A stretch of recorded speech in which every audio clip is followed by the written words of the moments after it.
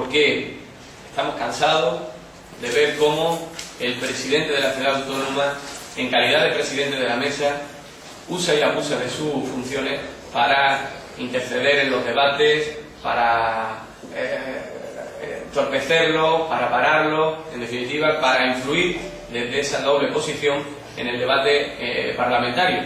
Creemos que, como ocurre en todas las cámaras, tiene que separarse estas figuras y no tiene ninguna justificación que así no se haga. El Gobierno no puede justificar de ninguna manera esta situación, no debe hacerlo a futuro, y en estos momentos en los que tenemos que ponernos a andar en la nueva legislatura vamos a hacerlo con todas las cuestiones solucionadas, tanto desde el punto de vista de la contención del gasto como desde el punto de vista del funcionamiento y la calidad democrática de la institución. ¿Tienen alguna cuestión que quieran que le aclare de hecho que hemos comentado? ¿Cualquier otra cuestión? Sí, sobre esta última cuestión, la de la separación del presidente de la mesa del presidente de la ciudad, ambos no cobrarían, supongo, ¿no? No supone que... La figura de los vicepresidentes de la mesa tiene una retribución en torno a los 2.000 y pocos euros, más una indemnización por asistencia a pleno de 1.300 y algo euros, que es lo que nosotros solicitamos que se retire, porque no tiene ningún sentido que quienes están teniendo una responsabilidad a lo largo de todo el mes, luego se le pague, además, por ir al pleno. Pero usted esto me lo plantea porque entiendo que piensa que es una nueva figura que se crea y por lo tanto va a tener un coste esa nueva figura, ¿no? Bueno, es cierto, pero en todo caso con la contención del gasto de las indemnizaciones por asistencia a pleno, que es el planteamiento que hacemos, no es un sobrecoste, sino todo lo contrario, es un ahorro y además enriquece la calidad democrática de la institución. Creo que esto está lejos de cualquier duda. No se puede plantear en términos de ahorro el que quien tiene la responsabilidad de la presidencia del gobierno de la ciudad tenga también la responsabilidad de la presidencia de la mesa de la asamblea. Esto es negativo desde todos los puntos de vista, lo miremos como lo miremos, y además demuestra, insisto una vez más, que cuando ellos hablan de transparencia, calidad democrática, de respeto a la institución, pues simplemente se quedan en retórica y en discurso, que luego a la hora de la verdad, cuando tienen que llevarse a cabo estos hechos, pues no se hacen. No nos puedan poder justificar de ninguna manera, simplemente por un interés personal y particular y partidista, que no se haga la separación de estas figuras. Lo venimos reiterando cada vez que tenemos la oportunidad, no solo desde el PSOE, etcétera, sino desde otras formaciones políticas, y es lamentable que no se dé paso. Yo apelo al sentido de la responsabilidad del señor Vivas para que de una vez por todas dé solución a este problema que cercena y merma la calidad democrática de la institución y que establezca las herramientas necesarias para que se haga esa separación entre la figura del presidente de la ciudad autónoma y el presidente o presidenta de la mesa de la asamblea, Pero lo más importante es que cuando hablemos de cuestiones tan importantes, para la redundancia, cuando hablemos de cuestiones vitales para el desarrollo económico de la ciudad, como es propuestas serias y rigurosas en torno a la contención del gasto, las respuestas que encontremos por la otra parte sean razonadas, justificadas, de por qué ellos se mantienen en su posicionamiento, y no que se juegue a desviar la atención, que se juegue a hacer planteamientos vacuos que no dan respuesta y que no satisfacen no solo a la oposición que lo plantea, sino a la ciudadanía que está pendiente a ese debate. Y me reitero que ante la propuesta que hemos hecho, la respuesta de la señora Bell sea: deje usted el cargo en la delegación del gobierno cuando ella mantiene duplicidad de cargos, porque es diputada, porque va a ser seguramente consejera de algún área, cuando tenemos responsables en el gobierno local que además compagina su responsabilidad con cargos en otras administraciones, como puede ser el señor Márquez, cuando tenemos el propio presidente de la ciudad que también ostenta distintas competencias, como la de presidente del gobierno de la ciudad, como la de diputado, y cobrando por todo ello. Pero incluso teniendo un precedente como es el caso del señor Vivas, que fue jefe de gabinete y además diputado en la ciudad, pero que todas estas cuestiones además se suman a que la propuesta de que yo me vaya de la delegación del gobierno no implica ahorro alguno, porque con mi salida lo único que se conseguiría es que yo dejase de estar en la delegación del gobierno, pero ese puesto de asesor tiene que ser cubierto, a menos que ella, y es lo que le pido, sea valiente y públicamente diga que le parece excesivo el número de asesores que tiene el delegado del gobierno y que lo reduzca, pero que se lo pida al delegado del gobierno, no que me lo pida a mí para que yo me vaya, porque yo me podré ir o podré quedarme en función a también el titular de la delegación del gobierno, pero con ello no voy a conseguir que se haga ningún ahorro en la administración central. Si esa es la petición y si ese es el motivo por el que en algunas ocasiones se me ha preguntado si voy a continuar o no, y algunos opinadores locales han estado hablando de la cuestión, pues lo que tienen es que ser capaces de plantearlo en términos de que la administración central debe reducir el número de asesores en la delegación del gobierno, que 3 asesores le parece excesivo. Yo desde luego creo que no lo es, teniendo en cuenta el volumen de trabajo que se lleva en la delegación del gobierno, que se contempla todas las áreas que hay en la ciudad. Por lo tanto, creo que no es excesivo, pero demagogia, fuegos artificiales para desviar la atención, y esto no debe ser el devenir de la labor que desarrollemos en la Asamblea, Gobierno y oposición. Tenemos que ser capaces de centrarnos en lo que realmente se está debatiendo, cada uno que defienda su postura, que la argumente, pero que sea sobre todo responsable con los ciudadanos, porque voy a recuperar un argumento que hablábamos hace poco, cuando se nos preguntaba sobre el movimiento 15M y se nos decía por qué hay separación entre la clase política y la ciudadanía. Este es el mejor ejemplo. Cuando ven en la clase política, cuando ven en los responsables políticos que no se centran en la cuestión a debatir, que está dentro de la lógica, que cada uno tengamos posicionamientos distintos. Nosotros entendemos que es posible hacer una reducción del 50%, el gobierno plantea quedarse solo el 25%, que la argumente y que la defienda, pero que no se vayan a buscar argumentos fuera, como he dicho antes, para desviar la atención. Esto es lo que no debemos hacer y desde luego ahí no nos va a encontrar. Yo podía hoy haber salido a hacer una respuesta sobre las declaraciones de Bel en términos peyorativos, pero no, lo he hecho insistiendo en que la propuesta es necesaria desde el punto de vista de la contención del gasto, lo he hecho en términos de insistir que esto que se está planteando es serio, es riguroso, y además añadiendo una propuesta que tiene toda la lógica, que comparte la mayoría de la ciudadanía con nosotros y con nosotras, que es que quienes tienen ya responsabilidades y retribuciones por sus cargos, como consejero, viceconsejero, el presidente de la ciudad autónoma, no cobren además 1.300 euros por asistir al pleno una vez al mes. Esto es lo que planteamos. Y sobre esta cuestión espero que la señora Bel se pronuncie y que no se quede en esa demagogia facilona de la que siempre hace gana. Yo quería preguntarle, el tema de separar al presidente de la ciudad y el presidente de la Cámara, ¿eso se puede hacer ya o hay que modificar el reglamento de la Asamblea?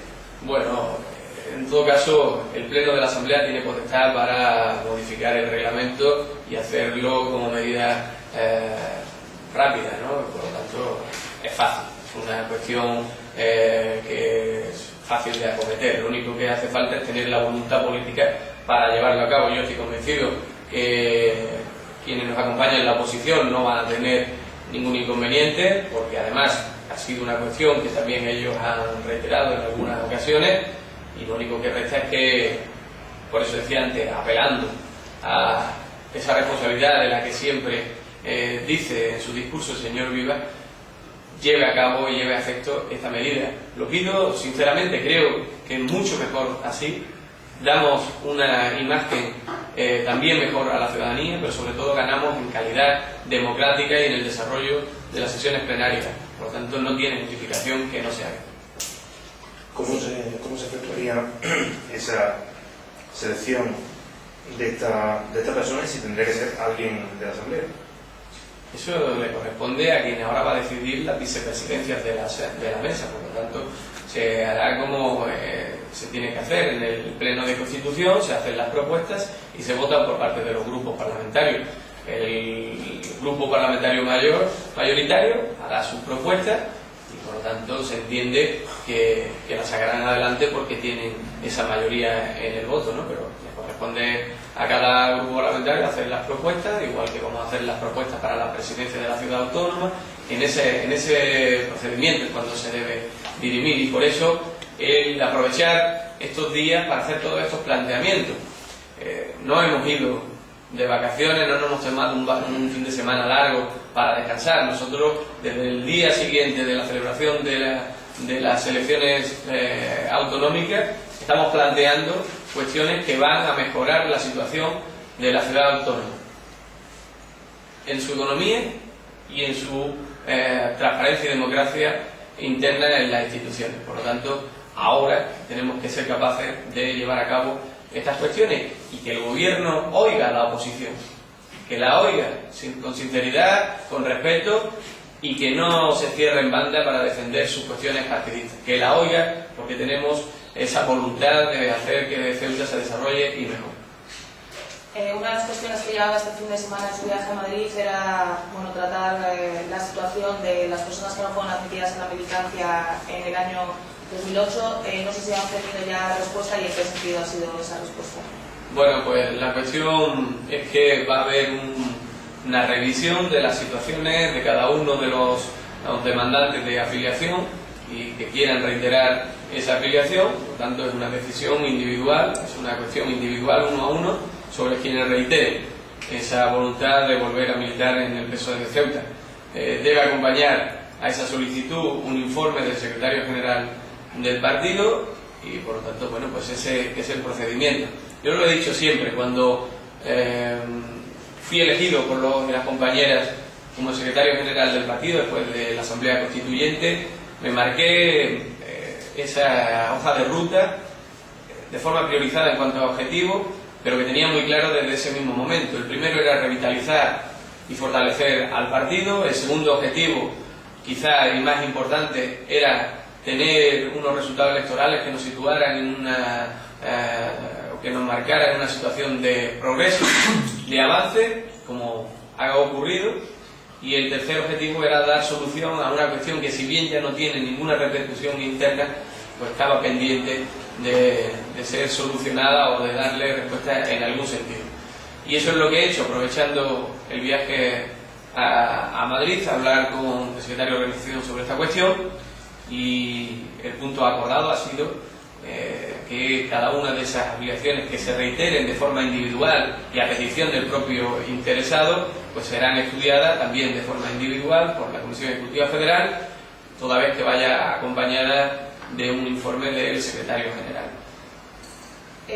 De esas personas que no fueron admitidas en la militancia, ¿ha habido alguna que se haya puesto en contacto con usted para decirle que quiere volver a militar en el PSOE? Me refiero, más o menos de esos 12, 13, ¿cuántos podrían reincorporarse o le han manifestado su intención de reincorporarse? Ha habido conversaciones con ex militantes del partido en el sentido de reconocer que quieren volver a militar, y de alguna manera esto es lo que ha propiciado estos últimos movimientos, pero a pesar de todo yo ya tenía en mente haberlo hecho.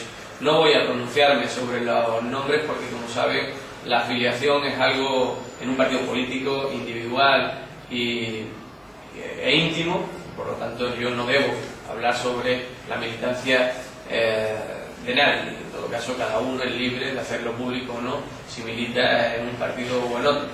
Pero sí, es cierto que ha habido conversaciones respecto a excompañeros que desean volver a militar en el partido, y sobre los que, independientemente de la situación que se generó en su momento y que motivó esta cuestión, pasado el tiempo, pues pudiéramos replantearnos esa vuelta al partido, ¿no? Obviamente hay personas que, por coherencia con sus propios actos, entiendo, no van a traer la afiliación de forma reiterada, o bien porque se han marcado o se han posicionado en otros proyectos políticos, o bien porque no han dejado de hacer críticas lacerantes contra el proyecto socialista a lo largo de todo este tiempo. Por tanto, en coherencia con su propio acto, no tendría ningún sentido que presentaran de forma reiterada la afiliación.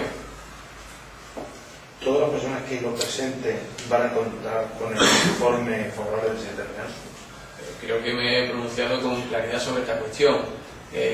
Los que quieran volver a militar en el partido, lo primero que tienen que hacer es presentar su afiliación y en función a su comportamiento a lo largo de este tiempo, pues encontrarán el respaldo personal del secretario general del partido y en todo caso será la Comisión Ejecutiva Federal quien valore esa reincorporación al proyecto. Pero lo he dicho antes y lo retiro y lo reitero. Hay personas que no es que yo diga si voy a dar o no un informe favorable, es que ellos, por coherencia y por respeto a ellos mismos, por respetarse a sí mismos, no van a plantear volver al PSOE de Ceuta cuando han estado hasta hace 4 días en una formación política distinta y han estado hasta hace 4 días de forma pública haciendo declaraciones contra los intereses del proyecto en la ciudad. Esto creo que está fuera de toda duda y está dentro de la lógica más aplastante. De todas formas, cambiando de tema, como ya dijo, usted no se plantea renunciar a su puesto en la delegación del gobierno, a no ser que el delegado se lo pidiera. Claro, yo, mire, tengo por costumbre siempre ser responsable con aquello que me comprometo. Y yo me comprometí con el delegado del gobierno a estar junto a él en esa labor de asesor de gabinete técnico hasta el final de la legislatura, toda vez que la legislatura se culmine y su titular, es decir, el delegado del gobierno, no considere lo contrario. Yo me plantearía dejar la delegación del gobierno si fuese contraproducente con mi responsabilidad como diputado en la Asamblea. Pero tengo que decirlo porque lo pienso así. Creo que, teniendo ya claro, mi salida no es una medida de ahorro, no va a suponer ningún ahorro, el quedarme en esa responsabilidad lo que va a contribuir es a tener un mayor conocimiento de la realidad de esta ciudad, una mayor información sobre las cuestiones que nos son propias y que vienen desde el gobierno central y por lo tanto va a enriquecer mi labor de oposición a través del acta de diputado en la Asamblea. Por lo tanto, no solo creo que no debo salir de la delegación por responsabilidad y compromiso adquirido con el delegado del gobierno, sino por responsabilidad y compromiso con la ciudad de Ceuta y las ciudadanas ceutíes. Me va a dar posibilidades de estar presente en muchos foros, me va a dar posibilidades de tener información, me va a dar posibilidades de tener interlocución directa con el gobierno central y todo esto puesto al servicio de Ceuta y de los ceutíes, pues creo que es una buena noticia y que no debemos desdeñar. No creo que ese fuese otro el motivo que este que yo le digo, el que le llevó al señor Vivas a mantener esa responsabilidad de jefe de gabinete al mismo tiempo que la de diputado. Por lo tanto, yo quiero aprovechar esas posibilidades que me da el tener también presencia en el gabinete técnico de la delegación del gobierno para enriquecer mi labor como oposición. Con respecto a las bonificaciones, ¿hay alguna novedad después de haber estado en Madrid? ¿Se sabe algo nuevo? Bueno, la cuestión de las bonificaciones se mantienen como hasta ahora, la tramitación presupuestaria se va a llevar a cabo. Yo lo que no tengo claro es esa respuesta o ese posicionamiento del gobierno local en torno a que si esto pudiera ser una maniobra del gobierno central, en tanto en cuanto los presupuestos ellos, el Partido Popular, no los va a apoyar, porque el gobierno ha sacado adelante siempre los presupuestos sin el concurso del Partido Popular. Por lo tanto, que esta cuestión va a ser debatida en la tramitación presupuestaria, va a ser llevada a cabo porque se van a aprobar los presupuestos, no me cabe ninguna duda, y por lo tanto no me cabe ninguna duda que el 1 de enero del 2012 contaremos con la bonificación elevada al 50%, con la inclusión de los nuevos sectores, porque no hay mejor demostración que la voluntad reiterada por parte de miembros destacados del gobierno central de que esto sea así. Lo dijo el secretario de Estado hace escasos días, pero sobre todo lo ha dicho el vicepresidente del gobierno en muchas ocasiones y en una de ellas en nuestra propia ciudad. Por lo tanto, no me cabe ninguna duda de que esto será así. En todo caso, si no es a través de la tramitación presupuestaria, será de cualquier otra manera, pero no debemos generar dudas en torno a esta cuestión, más allá de que el gobierno local pues parece que no está cómodo en esa certeza de que vamos a ser capaces los socialistas de contribuir al desarrollo de la ciudad con esta medida. Parece que le interesa más que esto no fuese una realidad, lo digo a tenor de las declaraciones de miembros del gobierno local, a que realmente la llevemos adelante.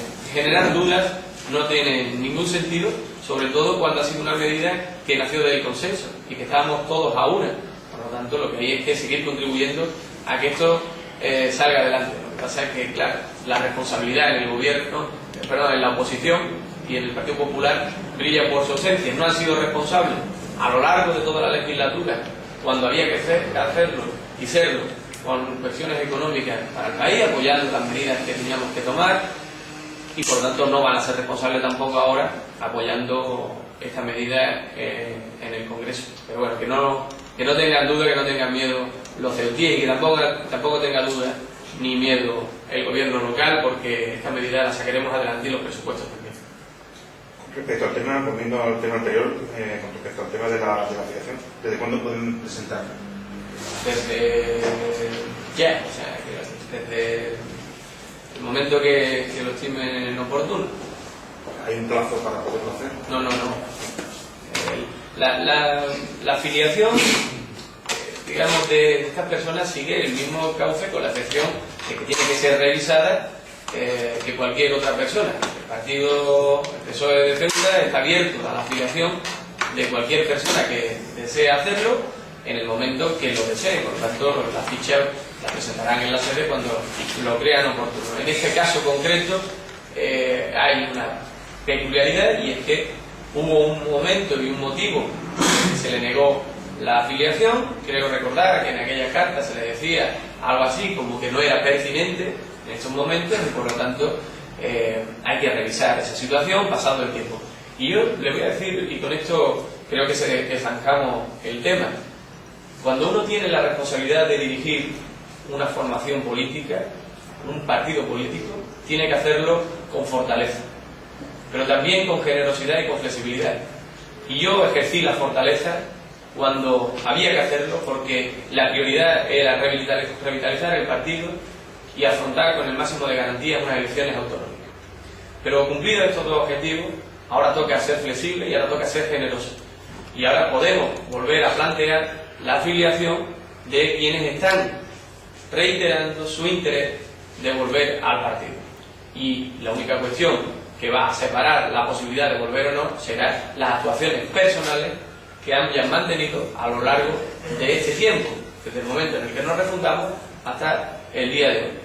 Y eso es cada uno en su foro interno el que tiene que valorar si es merecedor, si me permiten la expresión, de volver a militar en el PSOE de Ceuta con sus actuaciones personales y particulares a lo largo de este tiempo. Perdón, insistiendo en este asunto, a priori, independientemente de que presenten la afiliación o no, de los 12 que no fueron admitidos entonces, ¿cuántos cumplen con ese comportamiento adecuado para volver al PSOE? Me va a permitir que no me pronuncie sobre esa respuesta, porque ni sé quiénes la van a presentar, ni me voy a pronunciar sobre personas con nombres y apellidos, porque, insisto una vez más, la afiliación es una cuestión íntima y personal, tienen que ser los propios interesados los que de forma pública, si lo creen oportuno, digan que militan en el tal o cual partido. Yo no me voy a pronunciar sobre esa cuestión. Y sobre la mesa que se ha planteado al inicio de otras legislaturas, ¿van a pedir o tienen alguna expectativa de que el PP conceda una de las dos vicepresidencias a la oposición? ¿O es un tema que ni siquiera...? No tengo opinión, porque no tengo información sobre esta cuestión. No ha habido conversaciones con quien va a constituir el gobierno, con el partido mayoritariamente votado, por lo tanto no tengo información sobre la cuestión.